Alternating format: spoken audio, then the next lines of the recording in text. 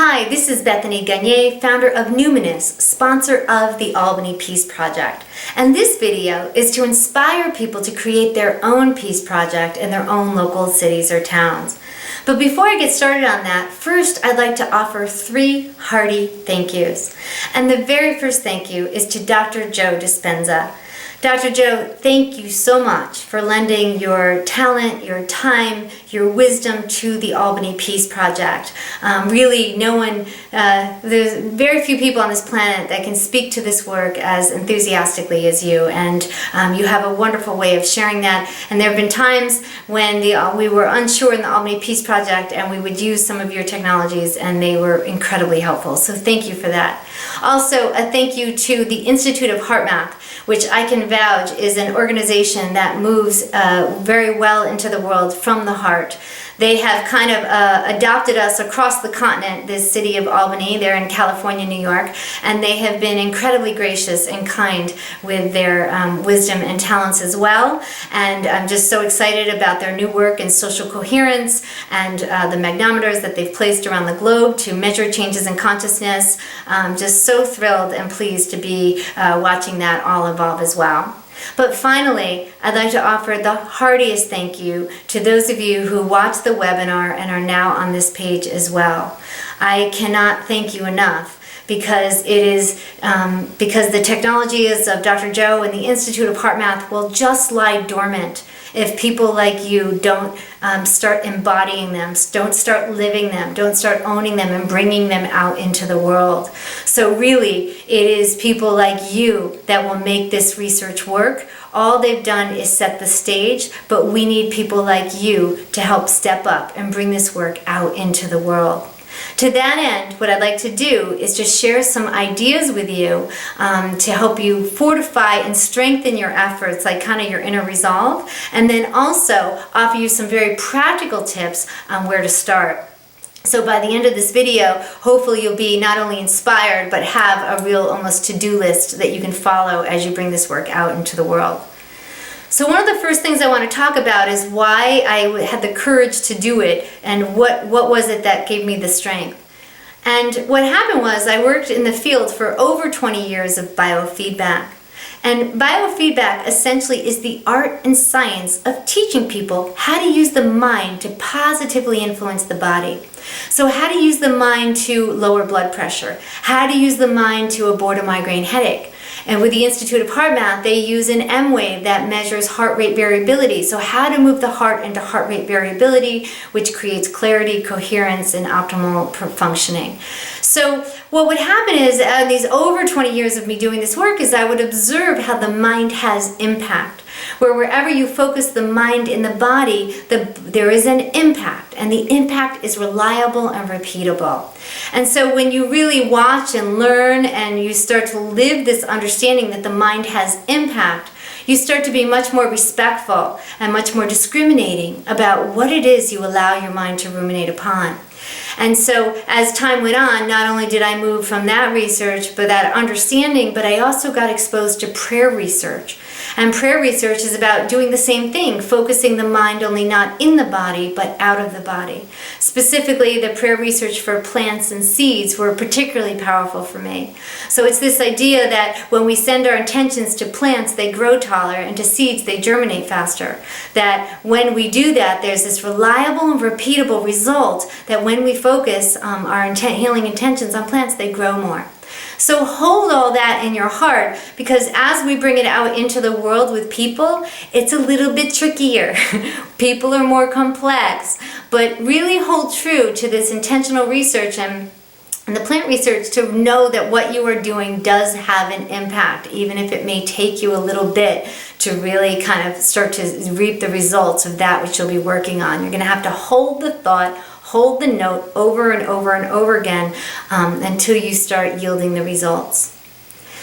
One other concept I thought I might share that might encourage you is the fact that in the beginning of the Albany Peace Project days, I would often do Dr. Joe meditations, and I would move my mind deep into the nervous system. And what I found curious is I would have these kind of spontaneous visions about the American forefathers and their leadership throughout different generations. And I found this really odd and really curious because I am no history buff, and I am much more about the future than about the past. And so I knew that when I was kind of observing these conversations among these American leaders, I knew I should pay attention. And what I found is as I was paying attention, I started noticing that they were discussing this great concept of democracy. This idea that each one of us it was self-evident that each one of us was considered equal. And what came to mind also was the conversation that Abraham Lincoln had in the movie Lincoln when he talks about Euclid's first common notion. And Euclid's first common notion states that things which are equal to the same things are equal to each other. Things that are equal to the same things are equal to each other. And what I felt was being shown to me was that in the quantum field, in this world of the etheric, that we are all equal. We are all have equal birthrights, and our votes are all considered valid and equal.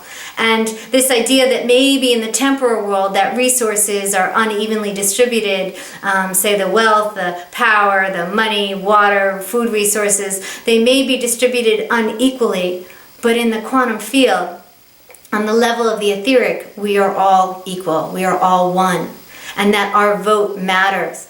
But the challenge is, what's happened is no one taught us that our vote counts. And so how important it was for us to be educated about our birthright, about who we are on a larger level, and that how important it was for each of us to step up and vote. It's become very clear to me over time as I've really pondered these big questions and I've watched the news and I watch people crumble at the news and all of these things that really this whole kind of quote scariness in the news is really not about an increase in darkness. What I really believe is that it's due to an absence of light, that we are actually not invoking enough light. And that there are too many people who would prefer to have peace, but they're not really kind of owning it and taking a stand for it in their own hearts. And so we're not able to have that kind of influence in the field. And so the goal of the Albany Peace Project is to kind of educate people, to let them know about how they can be the hero, they can invoke the hero within, to vote with their hearts, to see more of what they'd like to see in the world. And so that's become our motto, is vote with your heart to see more of what you want to see in your world, and that your heart vote matters, and it is important that you do vote. That to just kind of sit around and watch the news and feel victimized and powerless is not going to help at all. That means that you will be creating by default and not creating by intention. And so how important it is for all of us to step up. And so I just hope that those ideas, they're very inspirational. They kind of help you work with them to help you stay the course as you kind of go out into the world and get some feedback and help you kind of keep moving forward to hit the same note going forward into this work. So now, moving on to some very practical tools, some to-do lists. First of all, I'd suggest that you reach out to the organizations in your city. And one of the first organizations I suggest you reach out to is to your Unity Church or your Unitarian Church. Those are communities that are much more predisposed to be interested in this type of work, especially unities. Unities are called unities. They get the whole idea of oneness, that we're all connected on this field. And so you will probably find by going there immediately a group of like-minded individuals who will support you in your endeavor. Next, I would suggest you reach out to interfaith groups, because a lot of world violence is due to the fact that religions are intolerant of each other. And so interfaith groups really get it, how important it is for people of different faith to come together and to pray together, and how symbolic that is for quelling global violence, how important that is. Certainly the Albany Peace Project was put together with this understanding that all faiths will never agree on doctrine, but we can agree to come together to use our healing intentions to eliminate human suffering. We can do that right now. So to help with that effort, you can see our 4-minute interfaith video below this video, and that video will help inspire you to help kind of bring this message out into the world as well. The next place I suggest you look is in your colleges and universities. Find what professors are gathering what type of data in your town and see what it is you want to measure. You could measure anything from fires to burglaries to shootings to traffic accidents, anything you want to do to influence. Take a moment and figure out what it is you'd like to measure, and then find a professor that may want to be willing to analyze the data. Also, mindfulness is spreading like wildfire on college campuses, so employing that as well. Other groups you could reach out to are alternative to violence groups, nonviolent communication groups, any community nonprofit that is big in your area, please reach out to them as well. So finally, I'd like to talk about regarding organizations is schools. Okay, I believe I've consulted or implemented full programs in about 24 schools right now, just in the Albany area, and it's been amazing to watch. This is a generation of kids that have so much inputted into their nervous system, they never get a chance to just be. And when they do get a chance to just be, they know they're touching a different place that they're not touching anywhere else in their lives. And the very kids that often resist meditation will start asking for it. And it's just been so beautiful to watch. So the way we do that, I would strongly recommend that you reach out to the Institute of Heartmath, which has some amazing work in reducing test anxiety and coherence in schools. Those types of things are really great.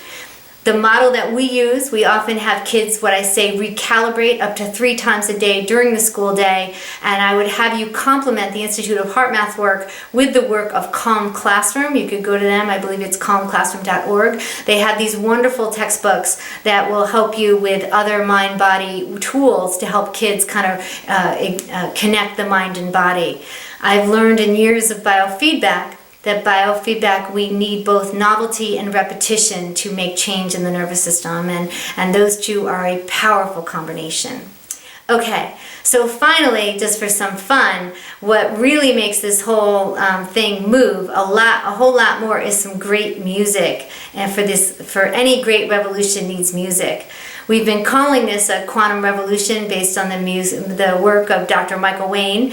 And so for this quantum revolution, some great music is in order. And to that end, we have collaborated with Mark Shepard, who is a self-proclaimed compulsive singer-songwriter. And we've written the theme song called Be the Change, which you can see in the video below this video as well. But I encourage you to not stop there. Mark is an amazing songwriter. He has a song for just about anything you've ever thought of. And he not only that, he is a Posse Award winner, which basically means that he has won an award for the positive music genre, and all of his themes perfectly, wonderfully dovetail into this type of work. So I strongly recommend that you check out Mark Shepard's website. So in closing, just again, think of Margaret Mead when she talks about how a small group of committed individuals truly can change the world. Remember that as you go forward, because people are going to come out of the woodwork with amazing minds, amazing hearts. They'll make you laugh, and they'll be with you if you cry, and you will just find that you're going to draw some of the most amazing people as you go forward. And if you ever get intimidated by the news, think of the quote by Victor Hugo, who has always encouraged me. He says, "All the forces in the world are not so powerful as an idea whose time has come." This idea has come into this time, and we are so blessed. I have often felt as though I've been given the cheat sheet for being a visionary, because people like Nelson Mandela, Martin Luther King, Gandhi, they didn't have the benefit of intentional research. They just had disciplined minds where they hit the same note over and over and over again. And I often wondered, how did they do it without the knowledge of intentional research? But we've been given that amazing gift. If we get steeped in this research, this work of Dr. Joe, the Institute of Heartmath, prayer research, Dr. Larry Dossey's work, if we get steeped in this work, then we have the confidence to move forward and to hold the note and to keep our visions and invoke the hero within to change the world. And I guarantee you that if you continue to walk this path, some of the most amazing opportunities will come your way, and you will just feel so blessed and so honored that all you will want to do is to keep going and continue going forward. So I'm looking forward to hearing about your amazing stories. We're also going to be putting together a website, the Global Peaceful Cities Project. We're going to be raising money for that now because we definitely are finding that we need it. There's a fundability page. We would love it if you'd consider donating for that as well. Also, we're going to be making the certification meditation leader training available online, and that will teach you about our protocol for the Peace Project, why we do what we do in our protocol. That will help you as there. Down the road, we could have some media kits, some texting that would help you. It's very helpful, the wording, those types of skills that we can offer down the road to help accelerate your efforts, and we'd be available for hourly consultation as well. So thank you so much. I'm so looking forward to hearing from you, and I wish you the absolute best. So Godspeed, and I'll hear from you soon. Bye-bye.